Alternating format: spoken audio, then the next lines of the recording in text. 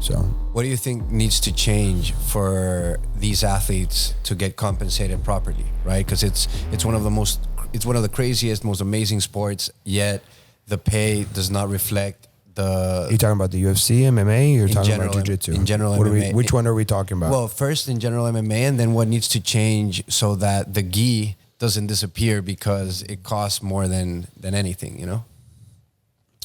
Well, MMA is a matter of viewership. You know, right now we have a sport that is dominated by one figure. You know, they got a huge monopoly on the sport.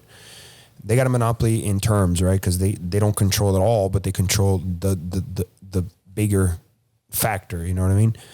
So as long as they are in control and they'll pay whatever they want to whoever they want, and these guys are happy with what they make, you know, the sport won't change anytime soon. It'll gradually grow because it's gradually grown over the course of, you know, when I fought, you know, it was 6,000 to fight. Now it's, you know, people are starting at 12,000. Yeah, it's doubled. But what is $24,000 for a person who makes a living? And let's say you fight twice a year, you know, or 3 times a year. Let's say you make, you know, let's say you lose the 3 fights you made. Let's say you made $30,000. How do you survive off $30,000 in a year? You know, you don't, you know, especially if you have a family and training, again, for me, coaches. I can't, you know, I can't complain because I fought in a different era. When I fought, I made, my first fight, I almost made $40,000 and that changed my life, that money, because I was able to open my own gym and do a lot of things. So I'm grateful for the experience I had and for the opportunity that I created by fighting. But, you know, I know that there's a lot of people out there that don't have the skill sets that I have and don't have the opportunities that I've created for myself.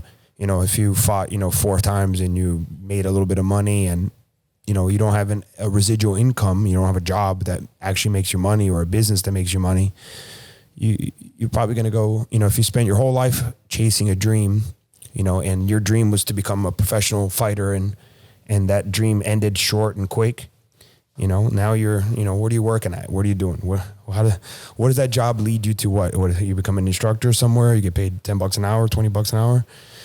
You know, if you're lucky, if you actually have skills to teach, you know, then it's complicated, you know? So the sport, you know, there's some guys at the top of the food chain that are making money, you know, that they're making life-changing money, but you know, it's the 1%. Yeah. So I don't know. I don't have the answer to that one. What about in jiu-jitsu? I took my eyes off that sport. You know, like I have taken my eyes off of it. I stopped watching it and stopped caring for it. Jiu-jitsu has been my focus for the last 5 or 6 years because of the conversion I made.